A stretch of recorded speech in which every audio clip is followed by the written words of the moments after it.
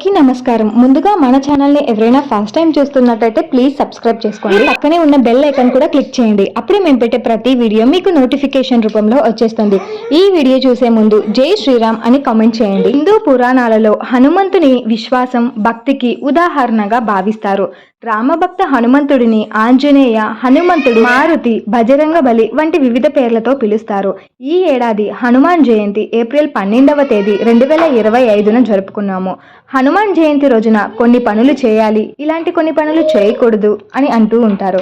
ఆ పనులు ఏంటో ఇప్పుడు మనం తెలుసుకుందాం. శ్రీరాముని భక్తుడైన హనుమంతుడిని పూజిస్తూ హనుమాన్ జయంతి వేడుకలను జరుపుకుంటాము.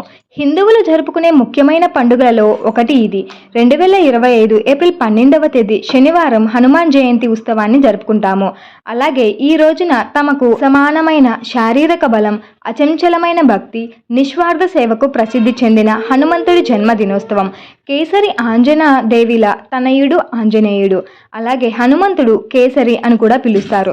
ఆంజనేయ స్వామి ధైర్యం, నిస్వార్థ సేవ, అంకిత భావానికి ప్రతీక. మన దేశంలోని హిందువులు మాత్రమే కాదు, ప్రపంచవ్యాప్తంగా ఉన్న హిందువులు ఈ రోజున హనుమంతుడిని అత్యంత భక్తి శ్రద్ధలతో పూజిస్తారు. ఈ రోజున భక్తులు బజరంగ బలి ఆశీర్వాదం కోసం రామాలయాలను, హనుమంతుడి ఆలయాలను సందర్శిస్తారు. ఉపవాసం కూడా ఉంటారు. హనుమాన్ చాలీసాను జపిస్తారు. అయితే ఈ ఆధ్యాత్మిక వేడుకను జరుపుకోవడానికి అనుసరించాల్సిన నిర్దిష్ట సాంప్రదాయాలు, నిబంధనలు ఉన్నాయి. అలాగే నివారించవలసిన పద్ధతులు కూడా ఉన్నాయి. ఆ రోజు ఏం చేయాలో తెలుసుకుందాం. దృక్ పంచాంగం ప్రకారం చైత్రమాసం పౌర్ణమి తిథి శనివారం ఏప్రిల్ 12వ తేదీ ఉదయం 3:21 ప్రారంభమై ఆదివారం ఏప్రిల్ 13వ తేదీ ఉదయం 5:51 ముగుస్తుంది. కనుక హనుమంతుడి జయంతిని పౌర్ణమి రోజు ఏప్రిల్ 12వ తేదీన జరుపుకుంటారు. హిందూ మతంలో ముఖ్యమైన పండుగ కనుక చాలా మంది ఈ రోజున ఉపవాసం ఉంటారు. హనుమంతుడిని అత్యంత భక్తి శ్రద్ధలతో పూజిస్తారు. హనుమాన్ జయంతి రోజున చేయవలసిన పనులు. హనుమాన్ జయంతి రోజున కోతులకు బెల్లం తినిపించడం చాలా శుభప్రదంగా భావిస్తారు. హనుమాన్ జయంతి రోజున దానం చేయడం శుభప్రదమని నమ్మకం. ఈ రోజున దానం చేయడం వల్ల సమస్యలు తొలగిపోయి ప్రశాంతమైన జీవితం లభిస్తుందని నమ్మకం. అలాగే హనుమంతుడికి సింధూరం, తమలపాకులు అందిస్తే ఇంకా మంచిదట. తమలపాకులు సమర్పించడం వల్ల హనుమంతుడు చాలా సంతోషిస్తాడట. అంతేకాకుండా ఈరోజు ప్రతి ఒక్కరూ బ్రహ్మచర్యాన్ని పాటించాలి. ముఖ్యంగా సాధకుడు బ్రహ్మచర్యాన్ని పాటించాలి. హనుమంతుడిని పూజ చేసేటప్పుడు ఎర్రటి పువ్వులు, దేశీ నెయ్యి లేదా నువ్వులను ఉపయోగించాలి. ఈ రోజున పొరపాటున కూడా చేయకూడని పనులు ఏంటో తెలుసుకుందాం. హనుమాన్ జయంతి రోజున తామసిక ఆహారాన్ని మనం అస్సలు తీసుకోకూడదు. హనుమాన్ జయంతి రోజున ఏ జంతువును ఇబ్బంది పెట్టకూడదు లేదా హాని కూడా చేయకూడదు. ఈ రోజున మాంసాహారాన్ని తినకూడదు. మద్యం లేదా మత్తు పదార్థాలు వాడకూడదు. ఈ రోజున ప్రజలతో గొడవలు పడడం కానీ ఇతరులను అవమానపరిచేటట్లు కూడా చేయకూడదు. హనుమాన్ జయంతి అనేది బలం, రక్షణ, దైవిక ఆశీర్వాదాలను కోరుకునే శక్తివంతమైన సందర్భం.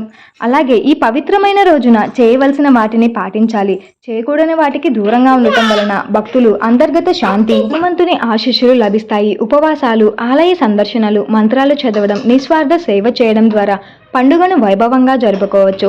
ఈ నియమాలను అనుసరిస్తూ భక్తులు హనుమాన్ జయంతోత్సవాన్ని సంతృప్తికరంగా, శుభప్రదంగా జరుపుకోవచ్చు. ఈ హనుమాన్ జయంతిని సంవత్సరానికి ఒకసారి కాదు 2 సార్లు జరుపుకుంటాము. 2 సార్లు హనుమాన్ జయంతులను ఎందుకు జరుపుకుంటామో మీరు ఎప్పుడైనా ఆలోచించారా? ఈ రోజున హనుమాన్ జయంతిని 2 సార్లు ఎందుకు జరుపుకుంటారో తెలుసుకుందాం. హనుమాన్ జయంతిని సంవత్సరానికి 2 సార్లు జరుపుకుంటారు. ఒకటి చైత్ర పూర్ణిమ అనగా పుట్టినరోజు, రెండవ రోజు కార్తీక కృష్ణ చతుర్దశి, విజయ అభినందన మహోత్సవం. ఎందుకంటే ఒక కథ హనుమంతుని జన్మకు సంబంధించినది, మరొకటి అతను స్పృహ కోల్పోయిన తర్వాత తిరిగి జీవించడానికి సంబంధించినది. వాల్మీకి రామాయణం ప్రకారం హనుమంతుడు స్వాతి నక్షత్రంలో కార్తీక మాసంలోని కృష్ణపక్షం చతుర్దశి రోజున జన్మించాడు. అందువల్ల ఈ రోజున హనుమంతుని అవతార ఉత్సవంగా జరుపుకుంటాము.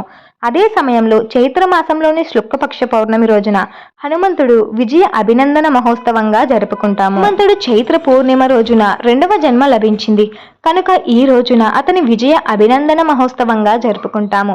హిందూ మత విశ్వాసాల ప్రకారం కార్తీక కృష్ణ చతుర్దశి నాడు తల్లి సీత హనుమంతుడికి అమరత్వం అనే వరం ఇచ్చింది. అందుకే ఈ రోజున హనుమాన్ జయంతిని కూడా జరుపుకుంటారు. పురాణాల ప్రకారం ఒకసారి హనుమంతుడు చాలా ఆకలితో ఉన్నాడు. అప్పుడు అతనికి సూర్యుడిని ఒక పండుగ కనిపించింది. దీంతో దానిని తినడానికి పరిగెత్తడం ప్రారంభించాడు. దేవేంద్రుడు ఇంద్రుడు హనుమంతుడిని ఆపడానికి ప్రయత్నించి అతనిపై దాడి చేశాడు. అప్పుడు బాల హనుమాన్ స్పృహ కోల్పోయాడు. తన వరంతో జన్మించిన హనుమంతుడిని చూసి పవనుడు కోపం వచ్చింది. దీంతో అతను గాలిని ఆపాడు. ఇది మొత్తం విశ్వంలో సంక్షోభ పరిస్థితిని సృష్టించింది. అప్పుడు దేవతలు అందరూ కలిసి హనుమంతుడికి రెండవ జన్మ ఇచ్చారు. అది చైత్ర మాసంలోని పౌర్ణమి రోజు. అందుకే ఈ రోజును హనుమాన్ జయంతిగా జరుపుకుంటారు. ఇక హనుమాన్ జయంతి రెండవ కథ. భరత పురాణం ప్రకారం హనుమంతుని భక్తి ఆత్మవిశ్వాసాన్ని చూసిన సీతాదేవి అతనికి అమరత్వాన్ని ప్రసాదించింది. హనుమంతుడు ఈ వరం పొందిన రోజు అది కార్తీక మాసంలోని కృష్ణపక్షి చతుర్దశి తిథి. అందుకే ఈ రోజున హనుమాన్ జయంతిగా జరుపుకుంటారు. సో ఆల్ గైస్, మీకు ఈ వీడియో నచ్చిందని అనుకుంటున్నాను. వీడియో నచ్చితే తప్పకుండా లైక్ చేసి షేర్ చేసి సబ్స్క్రైబ్ చేసుకోండి. ఈ పక్కనే ఉన్న బెల్ ఐకాన్ కూడా క్లిక్ చేయండి. అప్పుడే మేము పెట్టే ప్రతి వీడియో మీకు నోటిఫికేషన్ రూపంలో వచ్చేస్తుంది. ఇలాంటి మరెన్నో వీడియోస్ కోసం, ఇలాంటి మరెన్నో విషయాలను తెలుసుకోవడం కోసం ప్లీజ్ మన ఛానల్ని చూస్తూనే ఉండండి. ఇంకొక వీడియోతో మళ్ళీ కలుద్దాం.